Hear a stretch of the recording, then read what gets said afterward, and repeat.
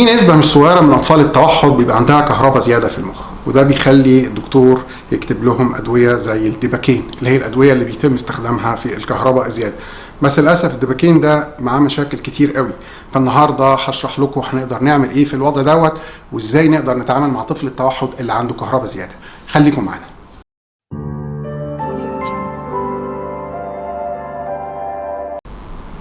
اهلا وسهلا بيكم في حلقه جديده من كلامي اونلاين. معاكم دكتور احمد عبد الخالق في قناه اليوتيوب بتاعتنا. النهارده هنتكلم على في نسبه كبيره من اطفال التوحد بيبقى عندها مشكله ان عندها كهرباء زياده. لما بتيجي تعمل اختبار اسمه الاي اي جي اللي هو رسم المخ، بيطلع فيه فوكس اللي هو بيبقى عامل زي رسم القلب كده، بيبان فيه ان في بؤره بتطلع كهرباء زياده في المخ، وبالتالي بتؤدي ان الولد يبتدي يصاب بتشنجات. فالوضع دوت مفيش قدام دكتور مخ والاعصاب حل ان هو يبتدي يكتب ادويه الصرع، واشهر دواء فيهم اللي هو التجريتول والعائله بتاعته. التجريتول نعم هو بيقلل فرصة حدوث نوبات الصرع، لكن هو عنده مشاكل تانية كتير. انت اصلا لو مسكت دواء التجريتول كده وقعدت فتحت البامفلت بتاعه وقريت السايد افكت او الاعراض الجانبية بتاعته هتتخض اصلا يعني. ولكن انت مضطر ان انت تديه، والدكتور برضه مضطر ان هو لازم يكتبه. بس المشكلة الكبيرة ان لما الولد بياخد التجريتول دوت بتبقى النشاط المخ بيقل.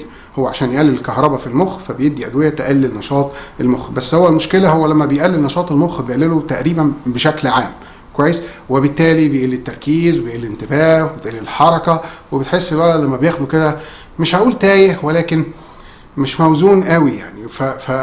فالوضع ده بيبقى وضع صعب. ما بالك يعني انا يعني شفت اولاد عندهم صرع كهرباء زياده وطبيعيين ما عندهمش توحد ولا حاجه، وبياخدوا التجريتول وبيبقى يعني وضعه مش لطيف، وكلهم اللي بياخدوا التجريتول في سن صغير بيبقى عندهم تاخر في الكلام. ما بالك بقى ان طفل كمان عنده توحد، فانت في وضع لا تحسد عليه.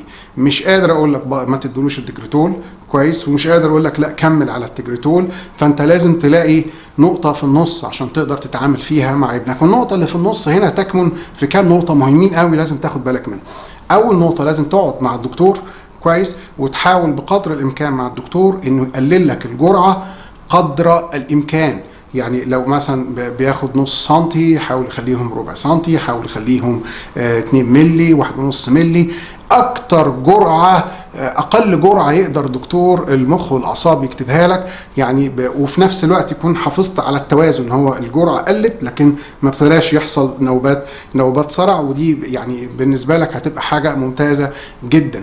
فان انت تقلل الجرعه ده معناها ان نسبه الدواء في الجسم هتقل، معناها ان النسبه اللي الدواء هيقلل فيها نشاط المخ مش هتبقى كتير قوي، فنوعا ما هيبقى صاحي معاك. فلما بتبتدي تدربه كويس هتبقى الامور نوعا ما جيده، مش هتبقى 100% طبعا ولكن جيده.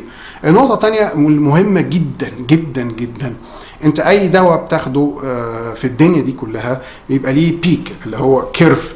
الكيرف دوت اول ما بتاخده الدواء بتبقى نسبته في الدم اقل ما يمكن كويس. المفروض في خلال ساعتين بتبقى نسبته في الدم اعلى ما يمكن، ومع نهايه الجرعه قبل نهايه الجرعه بساعتين بتبقى نسبته اقل ما يمكن.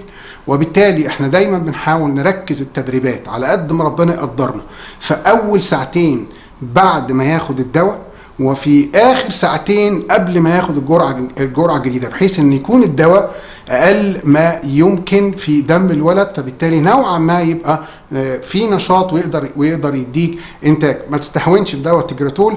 يعني انا هقول لك على حاجه، يعني وانت بتدي لابنك الجرعه الصبح انت كمان خد جرعه كبابا او ماما وروح شغلك وشوف هتعرف تشتغل ازاي. هتلاقي مش عارف تشتغل. فهو دواء صعب، لكن للاسف الشديد مضطرين ان احنا لازم ناخده، ولازم ما فيش هزار فيه التجريتول. فبالتالي لازم نوازن ما بين نقلل الجرعه، نختار الوقت المناسب للتدريب. وارجو يا رب تكون المعلومه دي فادتكم. ما ننساش نعمل اشتراك وسبسكرايب في القناه بتاعتنا. كان معاكم دكتور احمد عبد الخالق.